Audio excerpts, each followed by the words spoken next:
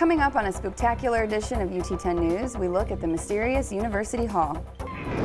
And we'll also follow some of the Halloween festivities around Toledo. Plus, Gina Gass has highlights from women's volleyball and women's soccer. Your news in 10 minutes starts now.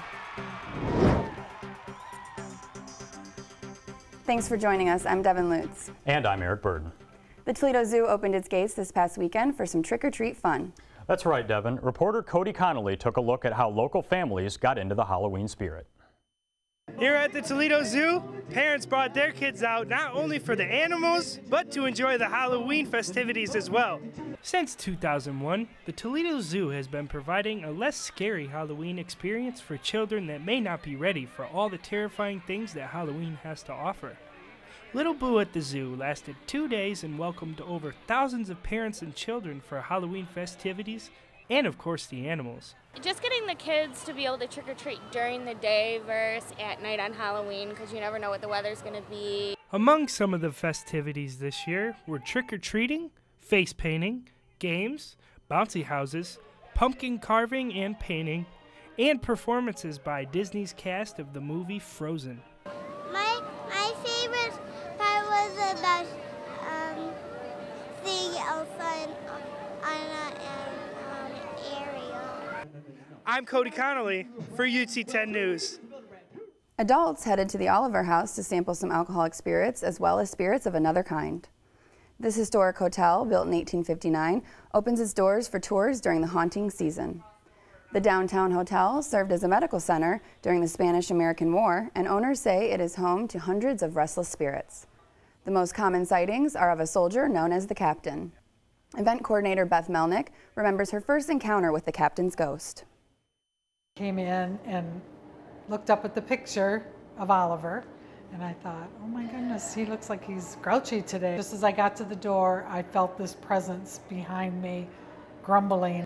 Today, the Oliver House welcomes customers and other uninvited guests to its bar and restaurant. For those looking for scary thrills, there are many options in Northwest Ohio. One ghoulish site is Trap Toledo, a local attraction where visitors must solve clues to escape a room before the time runs out. This year's theme is Infected, where guests are trapped in a cabin trying to escape a zombie apocalypse. A little further south is the Haunted Hydro in Fremont. Many say it is one of the best haunted attractions in the Midwest, with professionally trained actors serving up fears and chills. Actors know how to do their own makeup, they know how to do their own costuming, they know what to say, they pick the rooms that they want, and basically our actors have free range because they are properly trained. Both attractions sell out fast. You must hurry if you want to get your Halloween fix. The Imagination Station has mixed science and fun for the 6th consecutive year to celebrate the Halloween season. Reporter Amanda Beard got a look at the spooky exhibit. Spooky science activities are being held on Discovery Way at the Imagination Station. Guests were able to watch mad scientists experiment and even conduct their own experiments. Children especially like the station where they could make their own slime from scratch. This slime stuff, I don't know what they make it from, but it's really cool. Included in the Halloween activities was a post to learn how to make your own gruesome injuries from Vaseline and toilet paper. The temporary exhibits are impressing young science lovers tremendously. Marketing director Sarah Young is extremely proud of the success thus far. Spooky science has always been very successful, but one of the things that we're doing new this year is we have Mythbusters, the explosive exhibition here, so we're testing some of the myths of Halloween. The Imagination Station is always looking for new ways to spark the creativity and wonder of their visitors, while keeping some of the classics, such as the bike on the tightrope. The Imagination Station expects over 8,000 guests to visit the spooky science activities during the month of October. I'm Amanda Beard for UT10 News. A local theater group got into the holiday spirit with its annual horror show. The Glass City Theater Collective celebrated the opening of Nightmares Come in Threes, a 3-part play based on nightmares. Written and directed by Megan Ahern and Edmund Lingen, the play is performed by UT students, alumni, and other local actors. I just want the audience to have fun. This isn't really the experience where I'm looking for the audience to have some kind of catharsis and learn some kind of something about themselves when they leave. The show will continue to run through the upcoming weekend. As the oldest building on campus, University Hall has attracted a few legends of its own. These range from a construction worker getting stuck in the concrete foundation, to a professor who lived in the building, to a so-called felony room, a secret room where criminals were once said to hide out to escape arrest.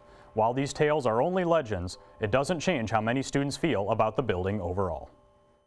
It's kind of like our Hogwarts of campus. The stairs kind of move around on you. They don't actually move around, but it feels like they do.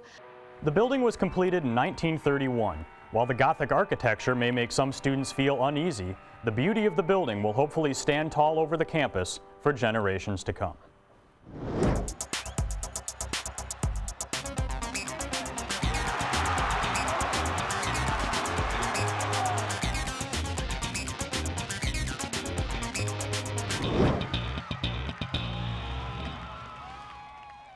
I'm Gina Gass, and this is your UT10 Sports Report. It was an exciting weekend in Rocket sports. While the football team chalked up a dramatic win at UMass, the women's soccer team wrapped up their home season. But first, the volleyball team matched up against heated rival Bowling Green in MAC Conference. UT came out strong, winning 2 out of the first 3 sets as Mary O'Connor delivers a kill to the Falcon front line. BG would come back to take this 4th set as Jelena Sunjic gets one of her 13 kills in the match. Despite the back-and-forth battle, the Rockets would take the 5th set in the match and earn their first MAC victory of the year. On Saturday, the Rockets were back at it as they took on the Miami Redhawks. After dropping the first 2 sets, UT would rally behind sophomore Annie Beasley to take the 3rd set. The Rockets would try to continue their momentum into the 4th set, but outside hitter Maris Philo and the Redhawks were too much as they won the match 3-1. UT head coach Greg Smith said he hopes his players can learn from the loss. Just didn't play up to what we're capable of doing, which is unfortunate, but it's just we got to learn from it and continue to get better from it. The team will now look ahead to get their next game at Ball State on Thursday. On Sunday, the women's soccer team hosted Kent State at Scott Park as they look to continue their dominance at home. Both teams played tremendous defense in the first half as the game was scoreless at halftime. The first goal did not come until sophomore Isabella Echeverri snuck one past the goalkeeper to keep UT a 1-0 advantage midway through the second half. Kent State would respond as Donnie Capehart breaks through the Rockets' defense and ties up the game at 1 apiece to force overtime. After being awarded a penalty kick, Echeverri sends one into the winning goal into the net to give UT their 2nd straight victory. Rockets head coach TJ Buchholz said he was pleased with the team's progress. They're a good team. They're ahead of us in the standings, but proud of our girls, proud of their effort. They really battled today and got a great win. The Rockets will travel to play Central Michigan for their last game before the MAC tournament. As the start of the basketball season approaches, the Rocket women's team is eagerly awaiting their first game. Reporter Matt Sutter took a look at their preparation for the upcoming season. With going to Europe this summer, the Rockets were able to impress head coach Tricia Cullop with the way they played, with only having practiced 10 times before their first game.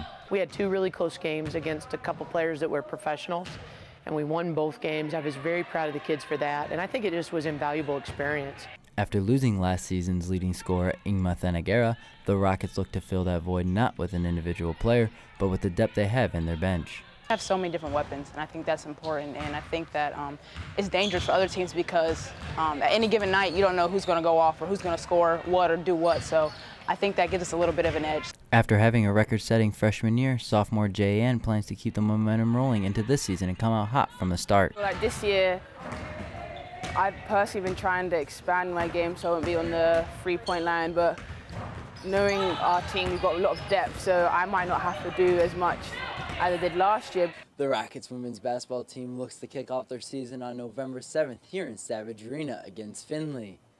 Reporting from the University of Toledo, I'm Matthew Sutter. That's it for this edition of UT10 News. For the latest breaking news from campus and bios from all UT10 reporters, go to our website, ut10news.com. And remember, you can watch the live stream of our newscast production every Tuesday morning at 10:30 on our YouTube channel.